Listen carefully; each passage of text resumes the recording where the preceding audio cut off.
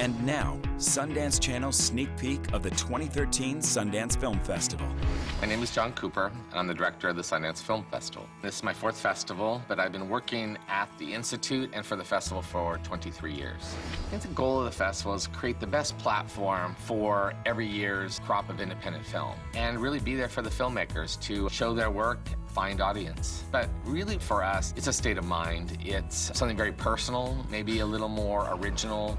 My name is Trevor Groff. I am Director of Programming for the Sundance Film Festival. I am in charge of the staff that makes all of the selections of the films that are shown at the festival. We look for original stories, original way to tell stories that are familiar. I think the goal of the Sundance Film Festival is to showcase films made by passionate storytellers. Those are the films that we connect with as programmers and that our audiences have grown to crave. This year we hit a new mark. We had 12,000 submissions total. It's a very cream will rise process. We have a lot of help, a lot of people watching films. Every film gets watched in its entirety. You know, a programmer watches it, we'll pass it around to another programmer, we'll have weekly meetings where we talk about all of the films we see, and the films that we respond to and have a passionate connection to are the ones that tend to make it into the festival.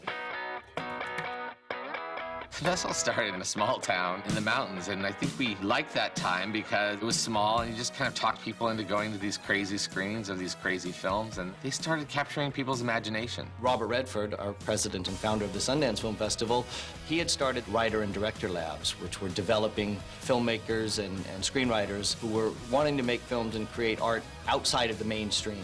He likes to tell the story about standing outside of the Egyptian theater there on Main Street in Park City, walking around with handfuls of tickets to give to passersby. Come in and check out this film and check out this film, and to go from that sort of humble beginnings to what it is now, where we're attracting tens of thousands of people from all over the world to come see these kind of films that he started nurturing. It's been incredible.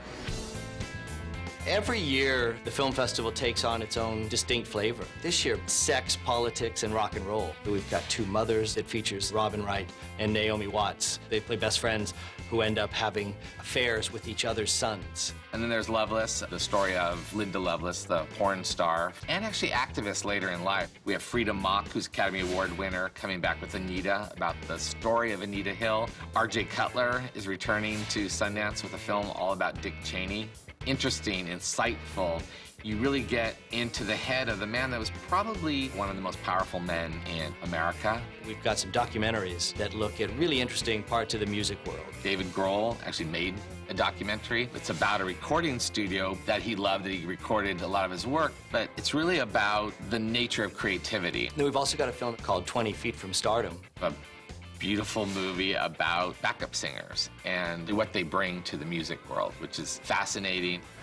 There's a lot of first-time filmmakers in the festival. There's a film called Ain't Them Body Saints, directed by David Lowery, who had a short film in the festival, then went to the Sundance Labs to develop this project. And I think it's really going to put David on the map as a really exciting filmmaker. I think Sundance has a unique position as the real premier discovery festival. Yeah, we have a film in competition called COG, which means Child of God, which is the first film that David Sedaris has allowed to be adapted from one of his short stories. Lake Bell is a fairly well-known actress. She has her first feature that she wrote, directed, and stars in called In a World, which is the whole backbiting world of voiceover.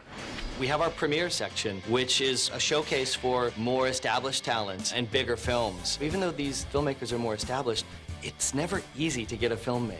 There's a lot of attention for Jobs. It's the closing night film. It's the trajectory of Steve Jobs' career, played by Ashton Kutcher. He really captures the essence of Steve Jobs. Someone who's very familiar with us at Sundance, Joseph Gordon-Levitt, returns with a film that he wrote and directed and stars in called Don John's Addiction. It's rich with heart and emotion and laughs, and it's a really special film. We have many returning filmmakers, and that's always exciting. Richard Linklater, in particular, with Before Midnight, which is the third of his series of films starring Julie Delpy and Ethan Hawke. His film Before Sunrise opened our festival in 1995.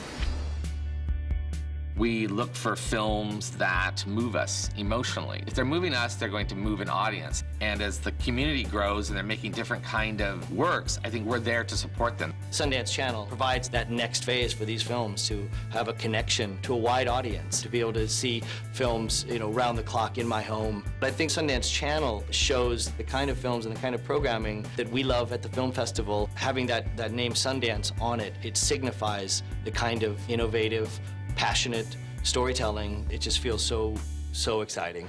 Catch exclusive coverage of the 2013 Sundance Film Festival direct from Park City. Starts January 18th only on Sundance Channel and SundanceChannel.com.